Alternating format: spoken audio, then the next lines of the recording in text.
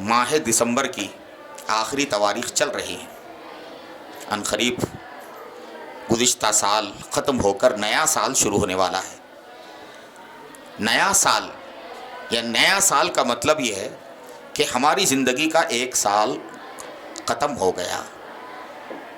میری زندگی اگر فرض کیجئے 50 سال کی تھی تو اب اگر نیا سال شروع ہوتا ہے تو میری زندگی کا ایک سال کم ہو گیا.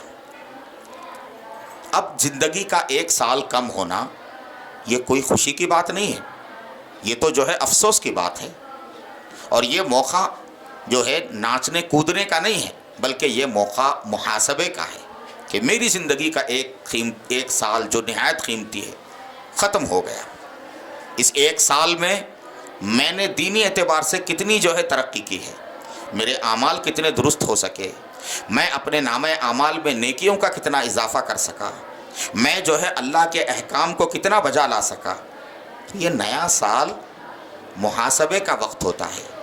مگر اہل مغرب کی جو مادی تہذیب ہے جس کا مقصد صرف دنیا ہے، وہ مادی تہذیب آج ہم ایمان والوں پر بھی اس قدر غالب آ گئی ہے کہ جیسے اہل مغرب یہود و نصارہ نئے سال کے اختتام پر، نئے سال کے آغاز پر ناچتے ہیں، کودتے ہیں، بے حیائی کا مظاہرہ کرتے ہیں اور انتہائی بیہودہ حرکتیں کر کے جو ہے خوشی کا اظہار کرتے ہیں، آج مسلمانوں کی بھی ایک بڑی تعداد ان حرکتوں میں مبتلا رہتی ہے.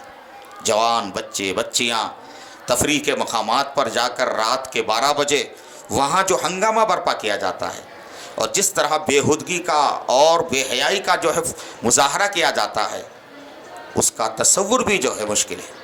اس لیے میرے معزز بھائیوں، نئے سال کے موقع پر اپنے بچوں کو، اپنے جوانوں کو غیروں کی نقالی سے بچائیے. اور نیا سال یہ تو عیسوی کا نیا سال ہے، انگریزی نیا سال ہے. ہمارا نیا سال تو اسلامی سال ہے جو محرم سے شروع ہوتا ہے. محرم سے شروع ہوتا ہے. ہم اپنے بچوں کو اسلامی کیلنڈر بتائیں اور اسلامی سال، نیا سال کس سے شروع ہوتا ہے اس کا ذکر کریں. ہاں، چاہے نیا سال اسلامی ہو یا سرکاری، لیکن دونوں موقع ایسے نہیں ہے کہ اس پر ہم خوشی منائیں اور اس پر ہم کیا کریں، ہنگامہ کریں، بلکہ یہ موقع دراصل اپنی زندگی کا جائزہ لینے کا موقع ہے، اپنے اعمال کا جائزہ لینے کا موقع ہے. ہم غیروں کی تہذیب کے پیچھے دوڑ رہے ہیں، یہود و نصارہ کی نقالی کرنے میں ہم فخر محسوس کر رہے ہیں. یہ انتہائی افسوس کا مقام ہے. ہاں، دسمبر کے آخری تاریخ کو رات 12 بجے جس قسم کی بےہودگی کا مظاہرہ کیا جاتا ہے، اس میں افسوس کا مقام ہے کہ نوجوان مسلمان بچیاں بھی اس میں بھرپور حصہ لے رہی ہیں. ماں باپ کے لیے بہت بڑا لمحہ فکریہ ہے اور انہیں سوچنے کی ضرورت ہے کہ ان کی نئی نسل کدھر جا رہی ہے. کیا یہ سب کچھ ہمارے کرنے کے طریقے ہیں؟